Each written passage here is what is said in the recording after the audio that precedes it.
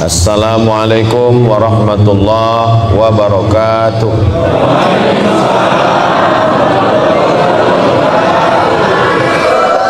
Kumaha Bapak Ibu sadayana?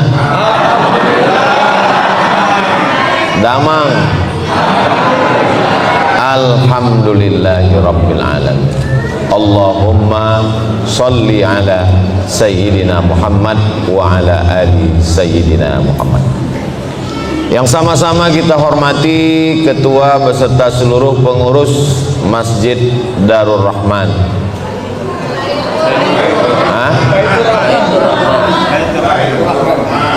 Darur Rahman, Yayasan Darur Rahman, Masjid Baitur Rahman.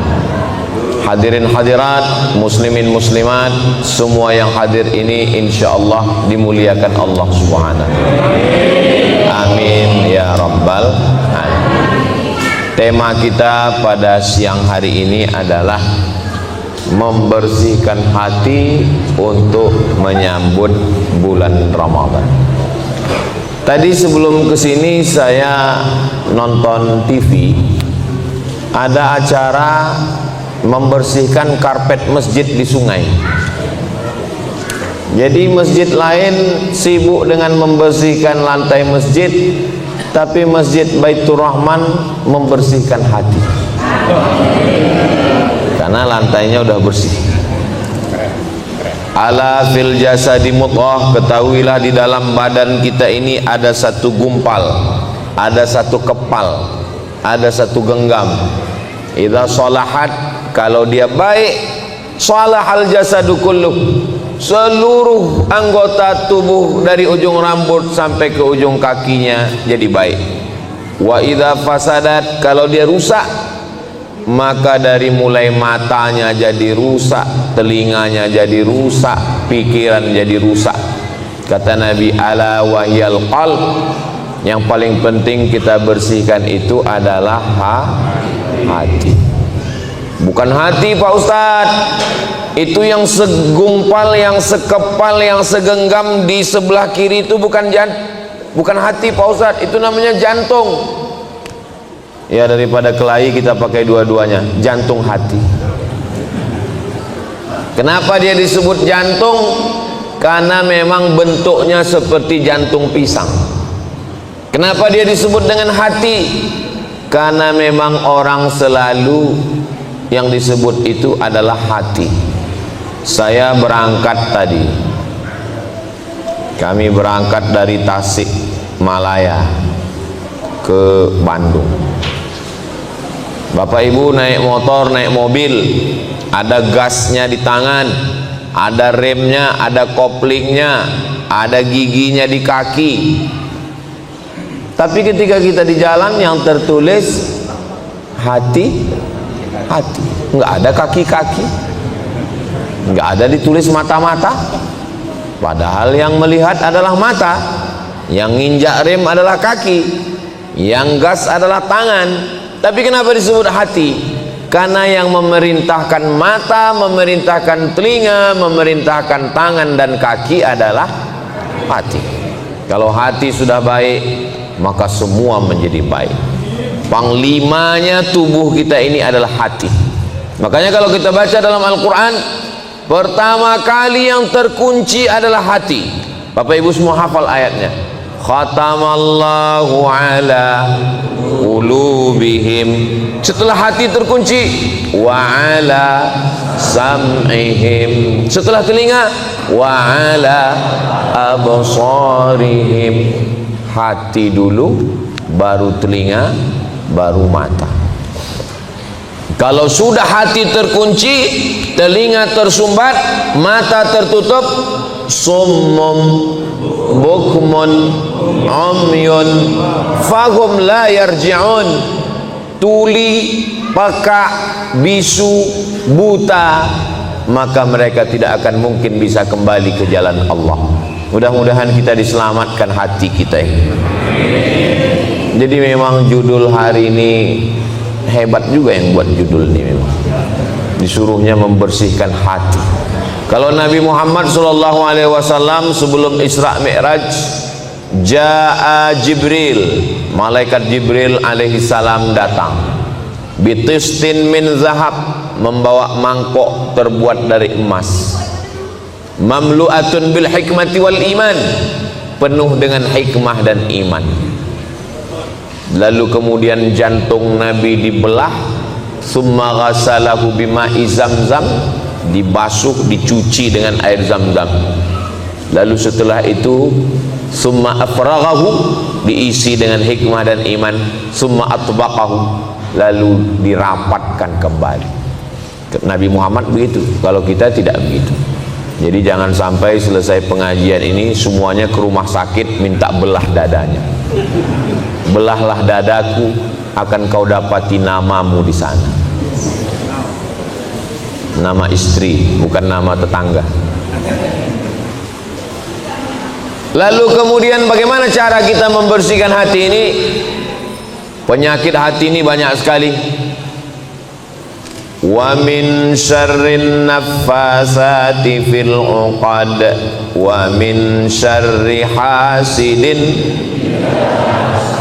Penyakit yang paling mengerikan yang pertama adalah penyakit hasad. Apa itu hasad?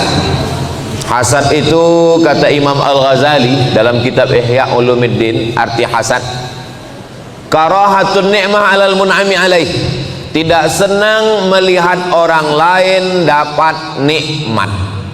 Itu hasad. Jadi kalau ada yang nggak senang melihat saya dapat kursi ini hasad. Karahatun ni'mah, nggak senang melihat orang lain dapat nikmat. Ngelihat tetangga renovasi rumah, demam. Ngelihat tetangga beli kulkas, kita yang kedinginan. Ngelihat tetangga mobil baru, masuk ICU. Tapi kalau saya lihat ini masyarakat di daerah Yudhistira, iya itulah namanya.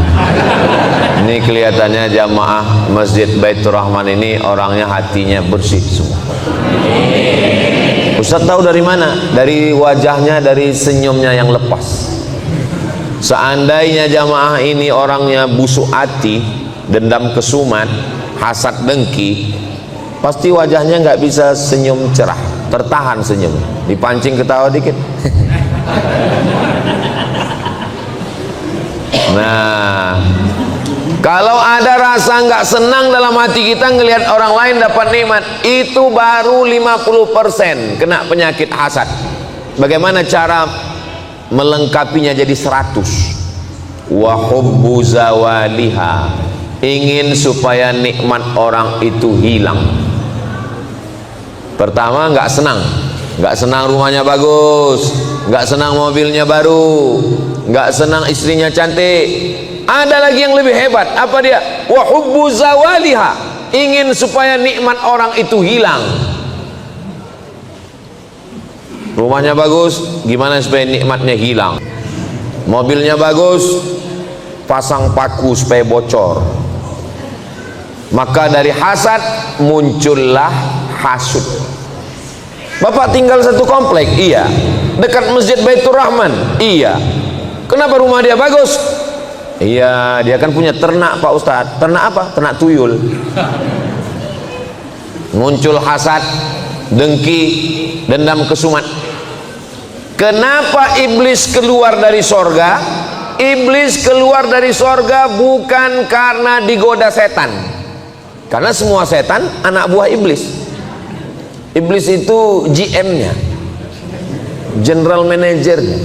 Mohon maaf Pak GM, jangan tersinggung. Lalu kenapa iblis keluar dari sorga? Iblis keluar dari sorga bukan karena menyembah berhala, karena iblis tidak pernah nyembah patung. Iblis nggak pernah nyembah pokok kayu. Iblis bertauhid kepada Allah. Lalu kenapa iblis keluar dari surga? Iblis keluar dari surga karena penyakit hasad. Hasad, bukan syirik, bukan munafik. Iblis keluar dari surga karena hasad. Hasadnya kepada siapa? Kepada Adam. Wa idh qulna lil malaikati isjudu li Adam, wahai para malaikat semuanya bersujudlah kamu kepada Adam. Fasajadu, semuanya sujud kepada Adam. Hasad iblis. Adam makhluk baru kemarin sore. Saya, kata iblis, sudah beribadah ribuan tahun. Iblis itu nama aslinya Azazil. Siapa namanya? Azazil. Beribadah 1000 tahun, naik langit pertama. Beribadah 1000 tahun, naik langit kedua. Beribadah 1000 tahun, naik langit ketiga. Beribadah 7000 tahun, naik langit ketujuh. Selevel dengan malaikat. Wah, ini langit ketujuh ini. Tapi ada makhluk yang baru diciptakan kemarin sore, tiba-tiba disuruh semua malaikat bersujud kepada Adam. Enak aja, kata iblis, muncul hasad, dengki, nggak senang melihat nikmat yang diberikan Allah kepada Adam. Fasajadu, semuanya bersujud illa iblis. Iblis nggak mau. Lalu Allah bertanya kepada iblis. Allah bertanya bukan Allah nggak tahu, Allah maha tahu. Kenapa Allah bertanya? Allah ingin ngasih tahu kepada manusia. Ma mana'aka alla tasjuda li Adam, kenapa kamu tidak mau sujud kepada Adam? Apa kata iblis? Khalaqtani min nar, kau ciptakan saya dari nar, dari api. Wa khalaqtahu min tin, dia kau ciptakan dari tanah, warnanya hitam, letaknya rendah, baunya busuk. Saya dari api, merah, menyala abangku. Enak aja saya mau sujud sama dia, nggak mau. Apa kata Allah? Malaka anta takabbara fiha, kamu tidak layak menyombongkan diri di dalam surga. Ukhraj, keluar. Innaka minas saghirin, kau kecil. Iblis yang sudah pernah tinggal di surga keluar gara-gara hasad. Apalagi kita yang STJ, status tak jelas. Mudah-mudahan kita semua masuk surga, nggak keluar lagi dari surga, insyaallah. Bapak mau masuk surga sama ibu? Ibu mau masuk surga sama bapak? Alhamdulillah. Di tempat lain pernah saya tanya, bapak mau masuk surga sama ibu? Enggak. Kenapa nggak mau, Pak? Di dunia aja saya udah nggak tahan, gitu. Bapak Ibu yang dimuliakan Allah Subhanahu wa taala. Jadi kalau kita selamat dari hasad, doakan supaya yang ceramah, yang ngomong ini hatinya bersih dari hasad. Siapa yang ceramah di Masjid Baitur Rahman tadi? Ustadz Somad. Apa judulnya? Hasad. Dia aja hasad. Saya masuk pesawat, sebelum masuk pesawat, masuk pintu airport, bapak-bapak buka jamnya, buka cincinnya, buka ikat pinggangnya, buka. Kenapa? Karena di pintu ada detektor logam. Kalau saya lewat, tet, bunyi. Rupanya di dompet ada duit logam. Bayangkan orang Jepang menemukan detektor, tapi bukan detektor logam, namanya detektor hasad. Siapa yang hasad, bunyi. Lalu pintu detektor hasad itu dipasang di pintu Masjid Baitur Rahman. Pas Ustadz Somad lewat tadi, bunyi. Tiba-tiba saya ceramah. Judul kajian kita adalah membersihkan hati dari hasad. Semua jamaah senyum. Alah, hasad, tadi aja bunyi detektor hasad. Makanya yang tahu isi hati saya hanya Allah. Ya Allah, bersihkanlah hati saya dari hasad. Bagaimana cara menghilangkan penyakit hasad? Cara menghilangkan penyakit hasad ada 5.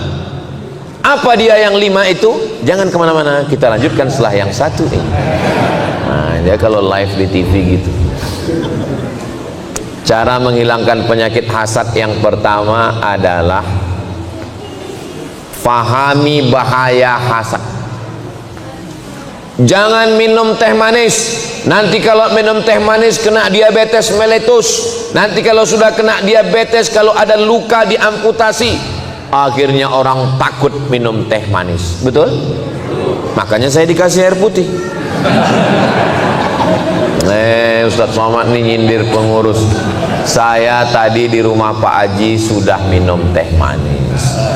Makanya kalau sayang sama Ustadz Qori kita, jangan kasih minum teh manis, karena beliau habis ngaji. A'udzubillahi minasyaitonirrajim.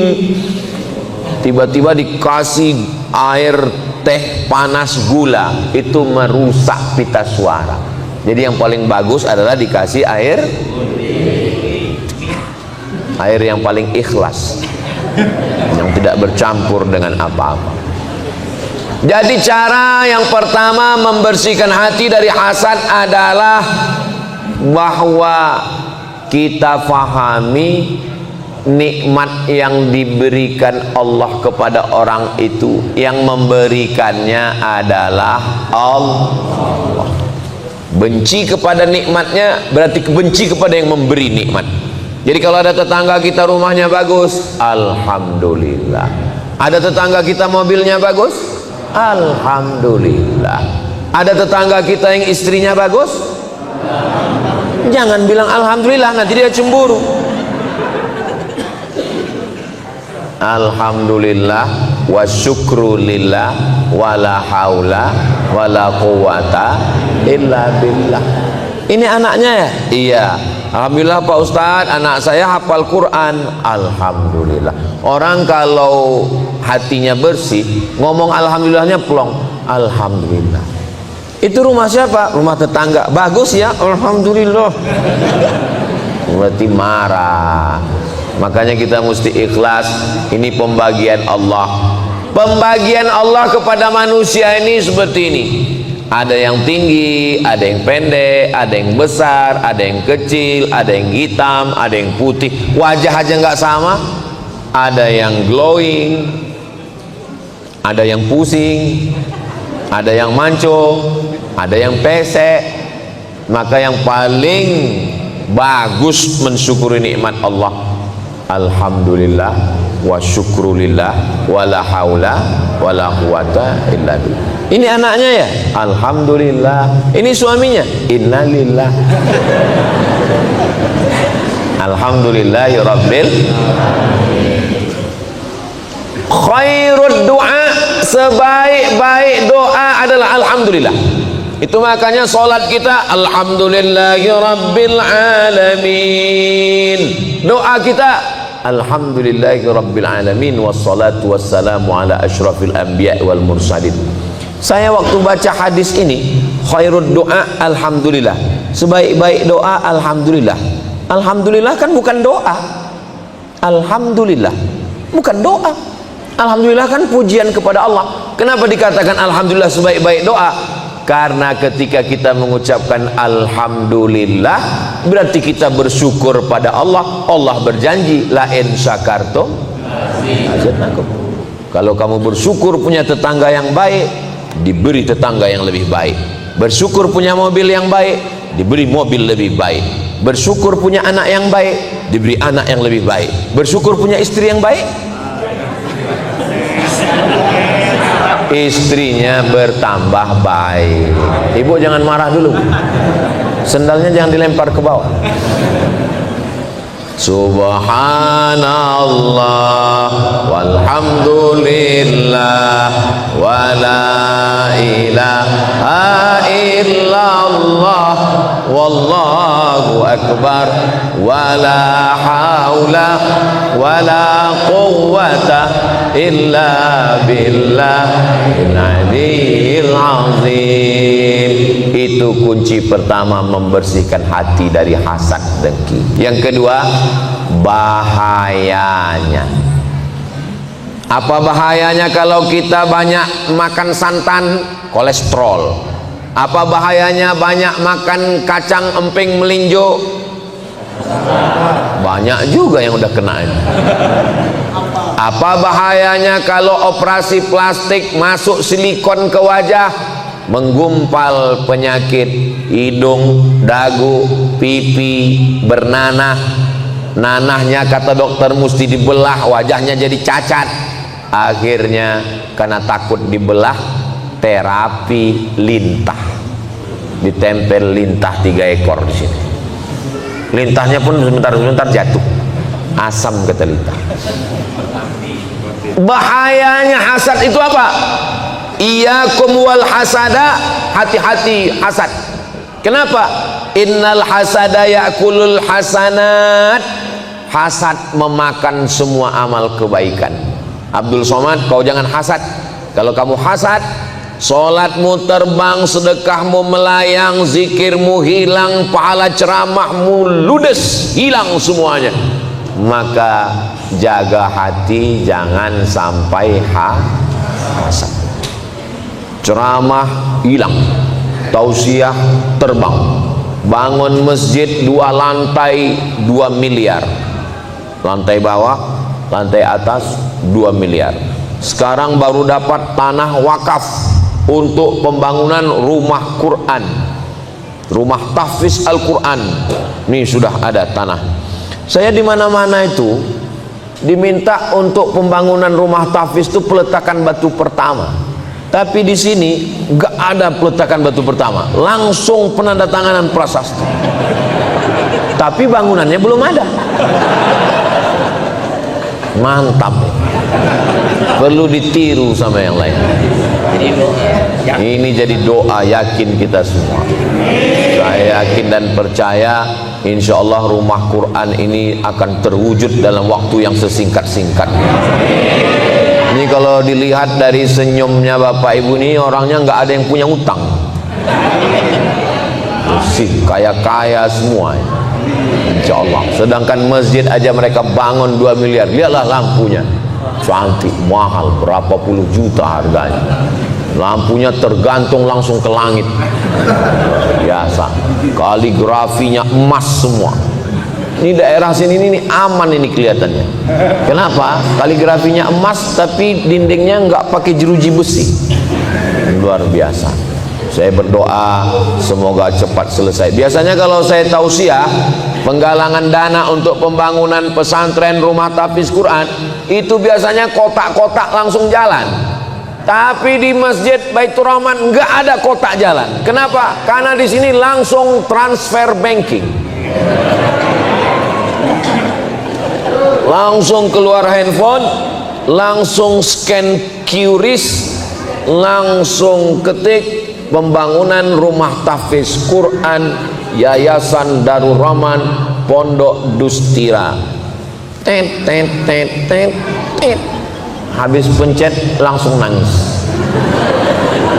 Kenapa Bapak nangis? Bapak terharu. Bukan Pak Ustadz. Terus salah ketik. Rencana mau nyumbang 100.000, rupanya terketik nolnya 6 kali, 1 juta. Mudah-mudahan semua salah ketik. Amin. Diaminkan lagi. Bapak Ibu yang dimuliakan Allah Subhanahu wa taala, itu cara yang pertama, syukuri bahwa semua nikmat dari Allah. Yang kedua, ingat bahaya hasad, hilang semua amal. Yang ketiga, bagaimana supaya bersih dari hasad? Orang yang dapat nikmat itu kita doakan langsung datang. Ini hari Ahad. Hari Ahad biasanya banyak acara walimah nikah. Kamu datang ke acara pernikahan di Hotel Anu? Enggak datang Pak Ustadz. Kenapa? Sakit hati saya Pak Ustadz. Kenapa? Mestinya aku yang di sana. Kuatkan hatimu, datang ke sana, naik ke atas pentas, naik ke pelaminan, ucapkan doa. Barakallah lakuma wa baraka alaikuma wa jama'a bainakuma. Ada yang marah kayaknya. Acara apa? Acara akikah. Loh, saya udah nikah 10 tahun gak ada anak Pak Ustadz. Dia baru nikah kemarin Januari, Maret sudah lahir. Sakit hati, gak mau datang. Lawan, datang ke acara walimah. doakan. Barakallahu laka fil mauhub wa syakartal wahib wa ruzikta birrahu wa balagha asyuddah. Tapi saya nggak hafal doanya Pak Ustadz. Nggak usah kuat-kuat, gerakkan aja mulut. Pak Haji nanti malam datang ke rumah ya, habis maghrib kita ada selamatan. Acara apa? Acara peresmian rumah saya yang baru renovasi 3 lantai yang keramiknya dari Itali itu loh. Sakitnya. Datang, langkahkan kaki. Bismillahirrahmanirrahim. La haula wala quwata illa billah. Selamat. Mudah-mudahan rumahnya berkah. Mudah-mudahan dari rumah ini lahir anak-anak yang soleh dan solehah. Mudah-mudahan Allah menurunkan rahmat di rumah ini, jadikan rumah ini sebagai taman-taman Al-Quran.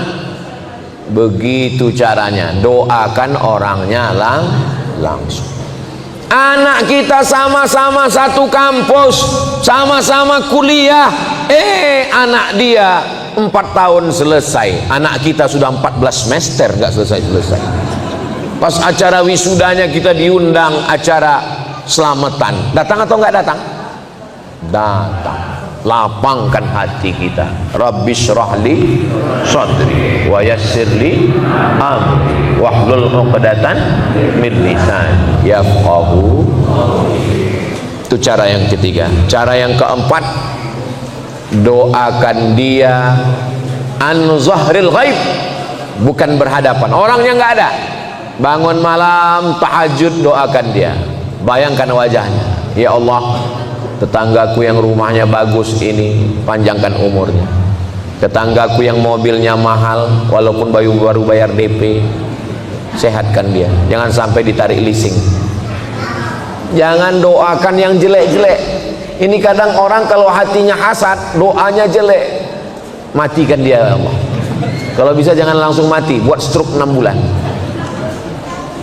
Ketika kita doakan dia, orangnya nggak ada, apa kata malaikat? Amin, kabulkan doa orang ini. Walaka misluh, kamu dapat seperti yang engkau doakan. Jadi kalau kita doakan teman kita, kawan kita, sahabat kita, tetangga kita yang baik-baik, insya Allah kita juga dapat yang sama seperti yang kita doakan, insya Allah. Amin ya rabbal. Satu, yakini nikmat datang dari Allah, syukur. Dua, ingat azabnya kalau kita hasad, amal kita hilang. Tiga, doakan langsung di hadapan orangnya. Empat, doakan pas lagi orangnya nggak ada, pas lagi kita tahajud. Lima, doakan hati kita. Saya nggak bisa ngomong bahasa Arab Pak Ustadz, pakai bahasa Indonesia. Ya Allah, bersihkan hati saya dari penyakit hasad dengki ya Allah. Tapi kalau berdoanya di masjid jangan kuat-kuat. Kalau di rumah boleh, kalau di masjid, ya Allah hati saya hasad. Nanti dengar kawan, sama siapa? Apakah Ustadz Somad itu hatinya sudah bersih dari hasad? Belum. Selama hayat di kandung badan, selama jantung masih berdetak, selama nafas masih berhembus, selama darah masih mengalir, setan terus berbisik. Alladzi waswisu fi sudurin nas minal jinnati. Kapan setan berhenti? Kabarnya setan udah pensiun Pak Ustadz? Belum. Wallahi, demi Allah, fabi'izzatika, demi kemuliaanmu, la ughwiyannahum, saya akan terus menggoda mereka, madamat arwahuhum fi ajsadihim, selama roh masih ada di dalam jasad mereka, saya akan goda mereka. Tetanggamu gajinya lebih besar, anak tetanggamu lebih berhasil, istrinya sudah kerja PNS lebih sukses, mobilnya lebih mewah, cincinnya emas. Terus setan berbisik. Selama setan berbisik dan kita tetap terus melawan dengan zikir, afdalul zikri fa'lam annahu la ilaha illallah, la ilaha illallah, la ilaha illallah. Zikir itu 3, di mulut la ilaha illallah, di hati la ilaha illallah, di fikiran la ilaha illallah. Sejalan antara tiga, mulut, hati, dan pikiran. Banyak orang mulutnya yang berzikir la ilaha illallah, hatinya gaji 13 belum cair. Makanya harus serentak antara 1, 2, 3. La ilaha illallah, la ilaha illallah, la ilaha illallah, la ilaha illallah. Begitu kita sudah berzikir, maka Allah mengatakan, ala bizikrillahi tatma'innul qulub. Dengan berzikir mengingat Allah, maka hati akan menjadi tenang. Hati yang tenang itu disebut dengan mutmainnah. Ya ayyatuhan nafsul mutmainnah. Wahai jiwa yang tenang, wahai hati yang tenang, irji'i ila rabbiki radiyatan mardiyah. Kembalilah engkau kepada Allah. Allah ridha kepadamu dan kau pun ridha kepada Allah. Fadkhuli fi ibadi. Masuklah ke dalam golongan hamba-hambaku. Wadkhuli jannati. Masuklah ke dalam surga. Orang yang masuk surga itu yang hatinya bersih. Yauma la yanfa'u malu wala banun. Hari itu tidak ada gunanya harta, tidak ada gunanya anak. Illa man atallaha biqalbin salim. Kecuali orang yang datang menghadap Allah dengan hati yang bersih. Membersihkan hati. Penyakit hati itu banyak Pak Ustaz. Banyak. Ada hasad, ada syirik, ada nifak, ada banyak. Tapi yang kita bahas ini penyakit yang paling kronis aja.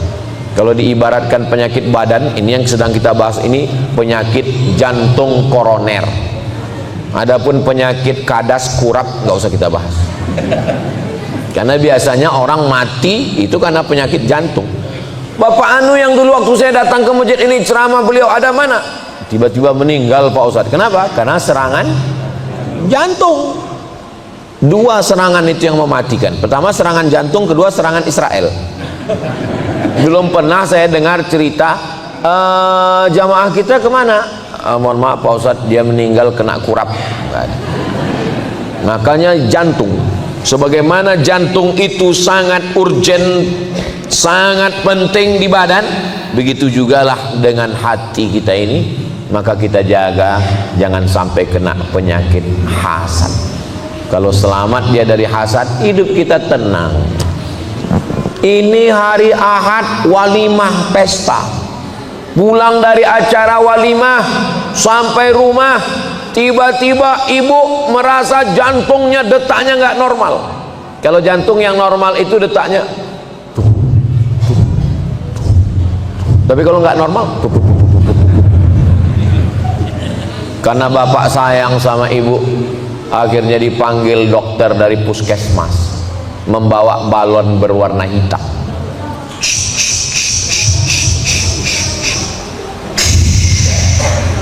Jangan jauh-jauh dari rumah ya Bu. Kenapa? Ini tensinya 180/150. Jangan jauh-jauh. Kenapa jangan jauh-jauh? Susah ngurus jenazahnya. Tadi ada makan daging kambing? Enggak ada. Makan soto kambing? Enggak ada. Makan sate kambing? Enggak ada. Makan gulai kambing? Enggak ada. Ternyata bukan salah kamu. Salah jadi mana? Waktu kondangan tadi ada teman gelangnya besar betul.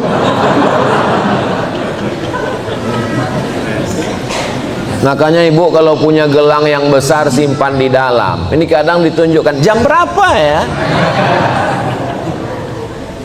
Pulang kita Pak. Enggak semua orang di sekitar kita itu hatinya bersih.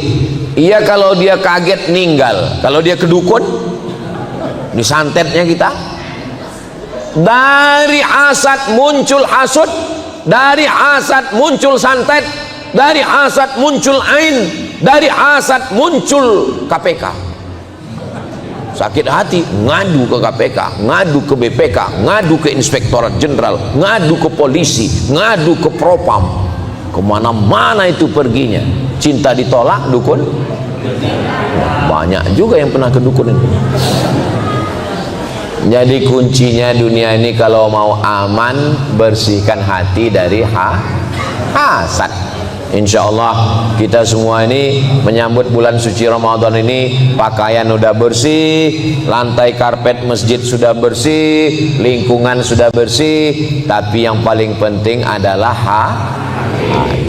Tapi jangan dibalik, jangan dibalik, jangan sampai besok pagi bapak masuk kantor nggak mandi, sampai di kantor, sampai di ruko, sampai tempat kerja ditanya, itu tahi matamu sebesar bakso, kamu nggak mandi. Allah hanya melihat hati kita. Innallaha la yanzuru ila ajsamikum, Allah tidak melihat badan kamu, wala ila suwarikum, Allah tidak melihat rupa kamu, walakin yanzuru ila qulubikum, yang dilihat Allah adalah hati kamu. Allah melihat hati. Seandainya yang dilihat Allah itu wajah, dan yang masuk surga itu cuma yang putih, berapa lama kita mesti minum skincare? Seandainya masuk surga itu karena wajah, dan yang masuk surga itu cuma yang mancung, kita urutan yang keberapa? Eropa, Australia, Arab, habis itu barulah kita. Arab maklum, Arab cemas. Tapi karena yang dipandang itu bukan hidung, bukan kulit, tapi yang dipandang adalah hati. Kita tinggal bersihkan saja hati. Makanya selesai bersih wajah, bersih tangan, bersih kepala, bersih telinga, bersih kaki, terakhir bersihkan hati. Asyhadu an la ilaha illallah syarikalah wa asyhadu anna muhammadan abduhu wa rasuluh. Allahumma ja'alni minat tawwabin wa ja'alni minal mutatahhirin waj'alni min ibadikas sholihin. Subhanallah walhamdulillah wa la ilaha illallah wallahu akbar wa la haula wa la quwwata illa billahil aliyyil azim. Bersihkan hati. Astaghfirullah Rabbal baraya, astaghfirullah minal khataya, Rabbi zidni ilman nafi'an wa wafiqni amalan salihan. Ya Rasulullah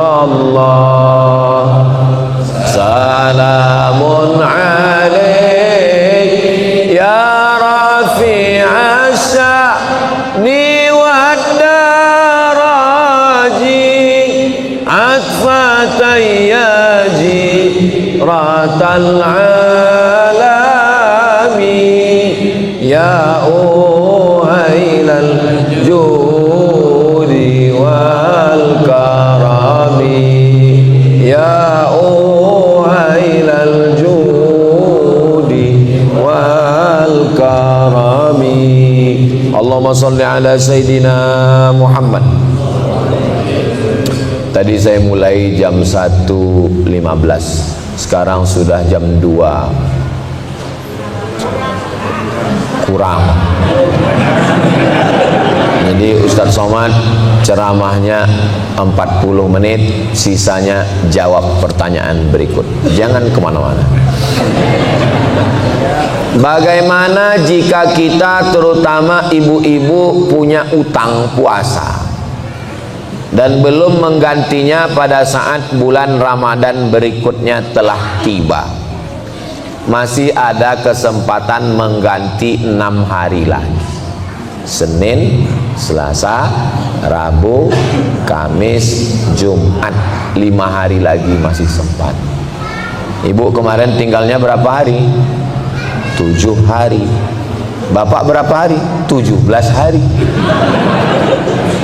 Masih ada kesempatan menggantinya 5 hari lagi. Niatnya besok saya niat puasa qadha lillahi ta'ala. Qadha bukan kodok. qadha, mengganti. Siapa yang puasa qadha besok dapat 3. 1, qadhanya lunas. 2, dapat pahala puasa sunat Senin. 3, dapat pahala puasa sunat Sya'ban. Tapi katanya kalau udah lewat nisfu Sya'ban nggak boleh puasa lagi Pak Ustadz. Hadisnya sahih, idzan tasafa Sya'ban fala tasumu. Kalau sudah lewat nisfu Sya'ban nggak boleh puasa lagi. Bagi yang nggak biasa puasa sunat nggak boleh. Tiba-tiba besok puasa sunat. Mama nggak masak hari ini, kita puasa sunat Pak. Tapi kita sebelumnya nggak pernah puasa. Ya kita hijrah habis ceramah Ustaz Somad kemarin. Nggak boleh, karena sebelumnya nggak terbiasa puasa sunat. Tapi bagi yang terbiasa boleh. Dan yang boleh adalah puasa qadha, ganti. Nah, yang bisa digantikan cuma 5 Pak Ustadz. Senin, Selasa, Rabu, Kamis, Jumat. Sementara utang saya 7. Ada 2 hari lagi yang belum. Ramadan tahun lalu belum dibayar sampai Ramadan sekarang. Kalau lewat Ramadan ini berarti dia kena denda qadha 2 hari plus fidyah. Qadha 2 hari bayar utang, fidyahnya karena lalai dalam setahun ini nggak mengganti, maka dia kena denda bayar fidyah.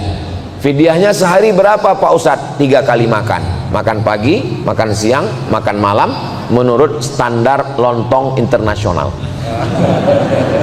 Ya beda dong harga lontong di Riau dengan di Bandung.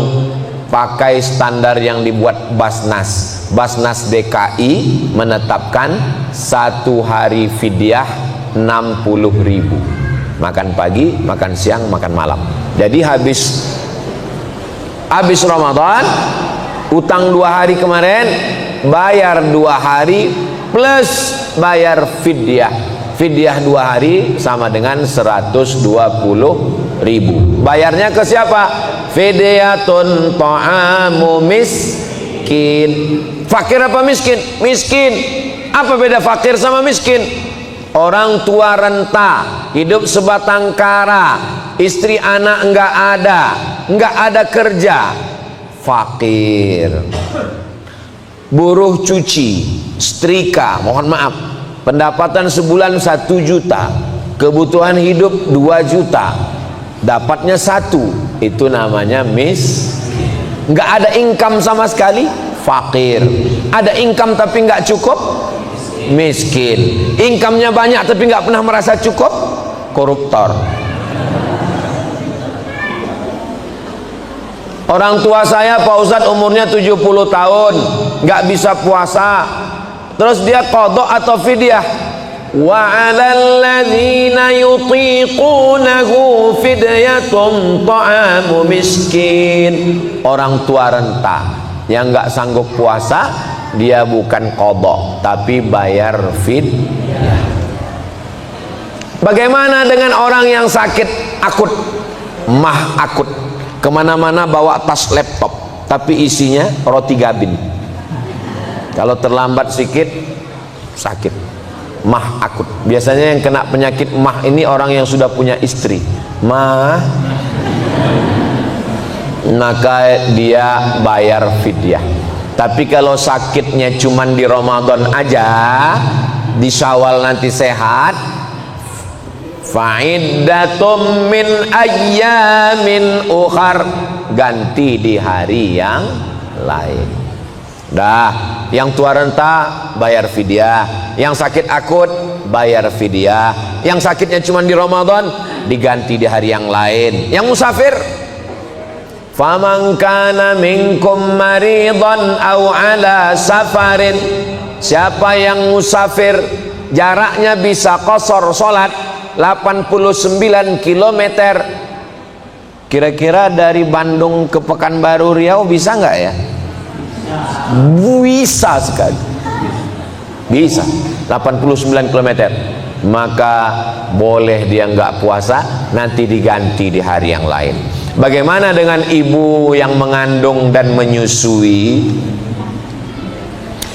Ibu yang mengandung anak dan menyusukan anak, kalau dia tidak puasa karena dirinya, dia nggak puasa karena dirinya, maka dia qadha di hari yang lain. Nanti setelah anaknya umur 3 tahun 4 tahun udah bisa puasa, istri saya suruh puasa, udah bisa puasa. Tahun pertama mengandung, tahun kedua menyusukan anak, tahun ketiga menyusukan anak, tahun keempat adiknya muncul. Anak ibu berapa? 12 Pak Ustaz. Nanti besarkan, catat aja dulu utang, catat. Nanti setelah anak umur 5 tahun sudah bisa ganti. Itu kelihatannya aja banyak, kelihatannya. Kalau dilaksanakan tertib dikit. Cara qadhanya begini: Senin Kemis, Senin Kemis, Senin Kemis, Senin Kemis. 1 bulan berapa hari? 8. 10 bulan 80 hari. 11 bulan 88 hari. Tambah 2 hari 90. Badan sehat, selamat dari kolesterol, selamat dari racun pestisida, badan fit, dan irit uang belanja. Jadi bagus ibu qadha. Saya kalau tentang masalah qadha ini selalu ibu, karena ibu mengandung, ibu menyusukan anak. Tapi kadang bapak-bapak pun puasanya lebih banyak tinggal daripada ibu-ibu. Itulah untungnya kalau punya suami yang baik, dia akan ingatkan ibu, mama, puasa kamu sudah diqadha atau belum? Tapi kalau dapat suami Fir'aun, mudah-mudahan cepat tenggelam di Laut Merah. Jangan diaminkan, nanti mati betulan. Bapak, adik-adik, laki-laki, kalian nanti punya istri perempuan, maka kalian suruh dia mengqadha puasa. Jangan sampai kalian marah kalau istrimu puasa. Apa ini puasa? Apa ini puasa? Istrinya nggak berani ngelawan. Kalau istrinya berani ngelawan, aku nih puasa karena menghamilkan anakmu. Coba kau letakkan di tabung 3 kilo.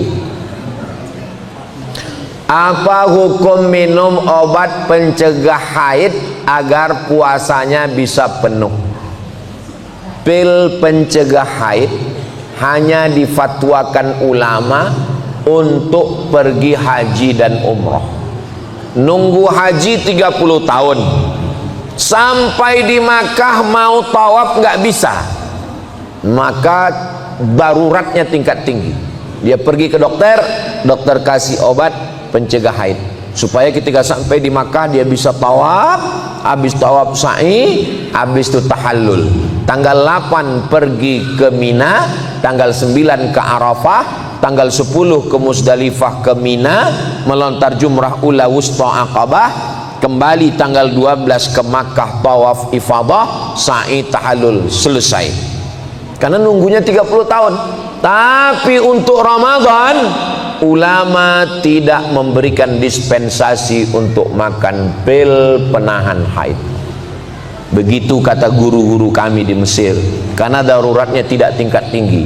Jadi biarkan saja normal, maaf, darah kotornya biarkan keluar, nanti habis Ramadan diganti. Nggak banyak, cuman 7 hari, 1 bulan puasa Senin Kamis selesai. Nggak banyak itu, insya Allah. Mudah-mudahan nanti di bulan Syawal ada namanya puasa 6. Man shoma Ramadan, siapa yang puasa Ramadan, summa atsba'ahu sittan min Syawal, diiringi puasa 6 hari di bulan Syawal, kana kasyamid dahri, dapat pahala seperti puasa sepanjang tahun. Nanti pada saat bulan Syawal niatnya niat qadha. Kata Imam Zakaria Al-Ansari dari kalangan mazhab Syafi'i. Nanti Bapak Ibu panjang umur, sehat badan, ziarah ke makam Imam Syafi'i di Kairo, Mesir. Amin. Nanti kita berangkat umroh bersama, ongkos tanggung masing-masing. Ziarah ke makam Imam Syafi'i, di sampingnya ada makam Imam Zakaria Al-Ansari. Imam Zakaria Al-Ansari berfatwa, dikutip pendapatnya oleh Syekh Atiyah Saqar dalam kitab Fatawa Al-Azhar, orang yang puasa qadha 6 hari di bulan Syawal otomatis dapat pahala puasa sunat Syawal, tapi niatnya niat qadha. kertas terakhir. Ini jamaah ini serius sekali, diketik, di print. Bayangkan kalau saya tidak jawab, didoakannya saya mati disambar geledek.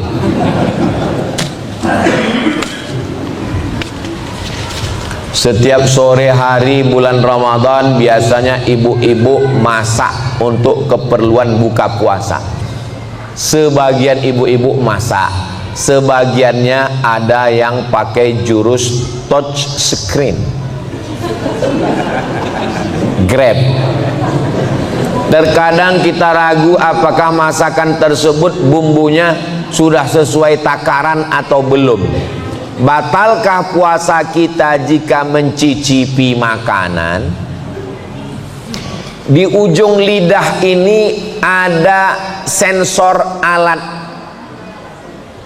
lidah. Jadi ketika kita letakkan terasa dia asam, asin, pedas.